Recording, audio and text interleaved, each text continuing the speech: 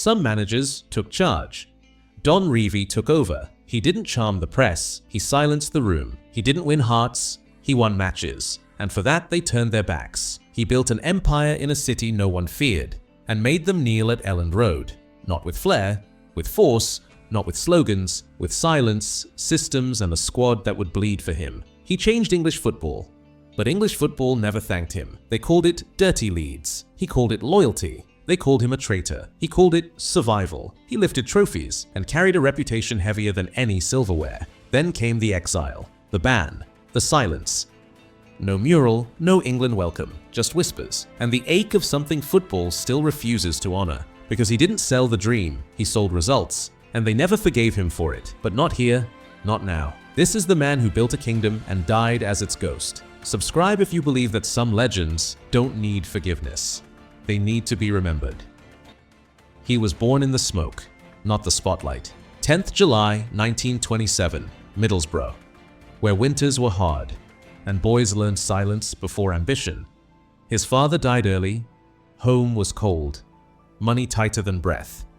He worked laying floors, feet blistered before boots ever fit.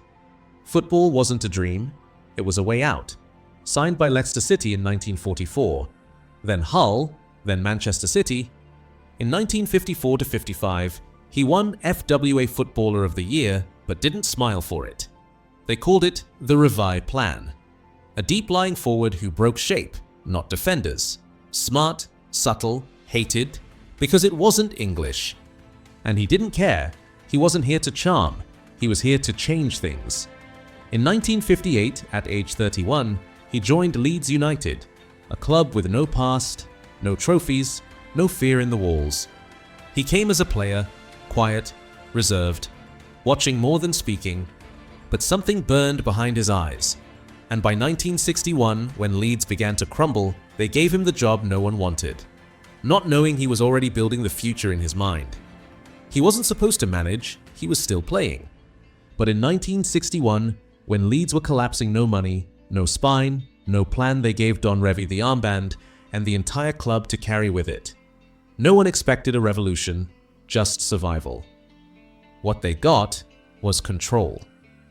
Revie didn't promise trophies, he promised change. He redesigned the badge, changed the kits, rebuilt the scouting, and studied opponents like they were puzzles.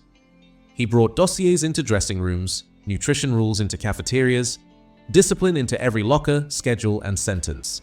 Players were no longer just players. They were parts of a system. No distractions, no excuses. And from the youth ranks, he raised his army. Billy Bremner, Norman Hunter, Paul Reaney, Eddie Gray, Peter Lorimer. Names that would one day terrify Europe. But in 1962 were still just boys. He didn't motivate. He indoctrinated. He didn't tell them to win. He taught them how to hate losing. The club was still in the second division, but the tone had shifted. The silence felt sharper. The team moved like it meant something again. And by 1963-64, Leeds United were champions, promoted, ruthless, unapologetic. The blueprint had just become the standard. And English football was about to meet a machine it couldn't understand and would never fully accept. He didn't just build a team, he built a fortress. Between 1968 and 1974, Leeds United didn't chase trophies, they stalked them. 1968 League Cup, 1968 Intercities Fairs Cup, 1969 First Division Champions, 1971 Fairs Cup again, 1972 FA Cup, 1974 League title again. But the louder they won, the quieter the praise became. Because this team didn't dance, they pressed, they kicked, they controlled the clock, the pitch, and the fear in your lungs. Billy Bremner snarled. Norman Hunter broke bones. Jack Charlton stood like a brick wall. And behind it all, Revie watched, planned, adjusted, destroyed. They called it Dirty Leeds because they couldn't beat it. So they tried to shame it. FA reports called them the most cynical team in England. Referees came preloaded with yellow cards. Even rivals felt the weight. George Best admitted, "We hated playing them, every single one of us." But inside the walls of Elland Road, they weren't villains. They were family. Revie protected them like sons, taught them that the world would never love them, so they'd better beat it instead. There were no apologies, only results. And when trophies came, Revie didn't raise them with a smile. He raised them like proof. Proof that loyalty could win, even if nobody clapped. He wasn't loved, but he was feared. And the more Leeds dominated, the louder the resentment grew. They mocked his methods, mocked his silence, mocked the dossiers, the diets, the discipline, but no rival was louder than Revie Clough. Where Revie was control, Clough was chaos. Where Revie mapped every step, Clough made it up as he went. In public, Clough sneered, "I want to win better than Don Revie." In private, he envied everything Revie built.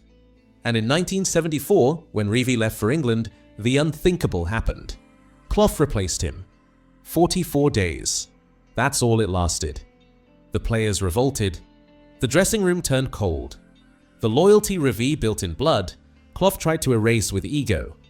But Leeds wasn't built for new voices. Not yet. They didn't want charm. They wanted the man who made them believe that the world was against them. Because it was. Revie didn't lead with slogans. He led with scars. And no one, not even Revie Clough, could survive inside his shadow. In 1974, he was handed the biggest job in English football, England manager. After Shankly, after Busby, after Clough, the man with the cold eyes and perfect plans was finally center stage. But from the start, he didn't fit the role. Too cautious, too guarded, too different. The players respected him. The press didn't. He brought his dossiers, his details, his obsession, but England wanted style. They wanted spectacle. Revie gave them discipline, and they rejected it. In 1977, after failing to qualify for the 1978 World Cup, he made a decision they never forgave.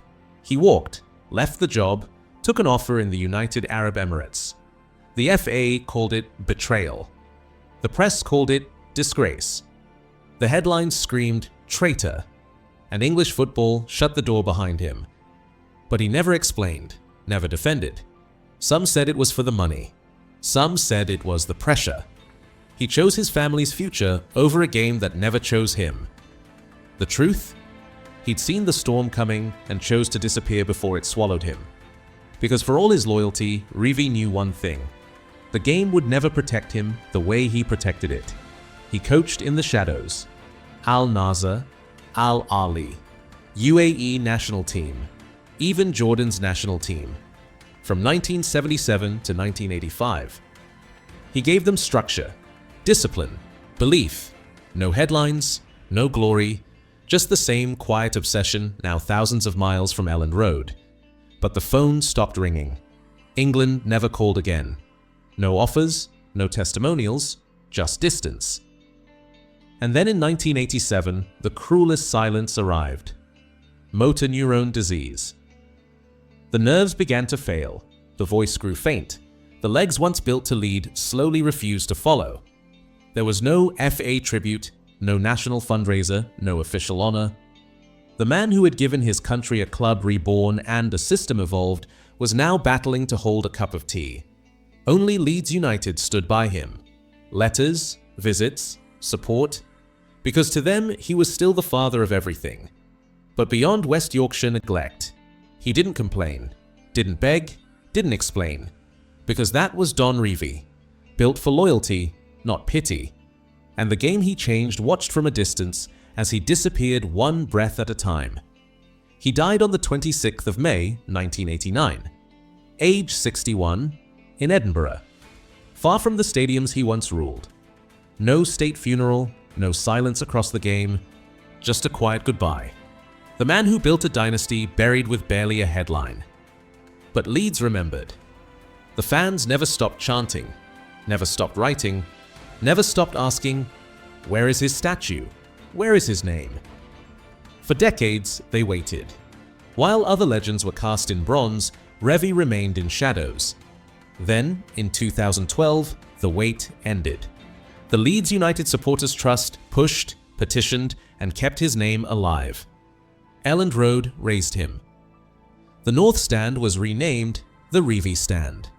And outside the ground, his statue finally stood. Not because the FA allowed it, but because the people demanded it. It was fans, not officials, who kept his legacy alive. Because the city knew the truth. Without Don Revie, there is no Leeds United. He didn't ask for statues, he asked for standards.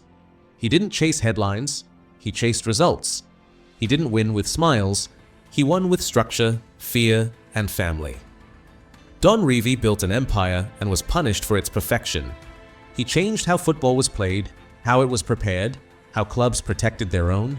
Every opponent was studied, every meal measured, every player transformed. Before Wenger, before Mourinho, before Bielsa, Revie had already drawn the map. But the game never forgave him. Because he didn't do it their way. He did it his way. No glitter, no charm, just power in silence. And that silence lasted longer than it ever should have. But in Leeds, his name still echoes. In the stand, in the statue. In the stories passed down from father to son on bitter nights at Elland Road. Because loyalty doesn't vanish. It waits. It remembers. Don Revie didn't ask for legacy. He was legacy. Subscribe. If you believe that some legends don't need forgiveness, they need to be seen for what they always were.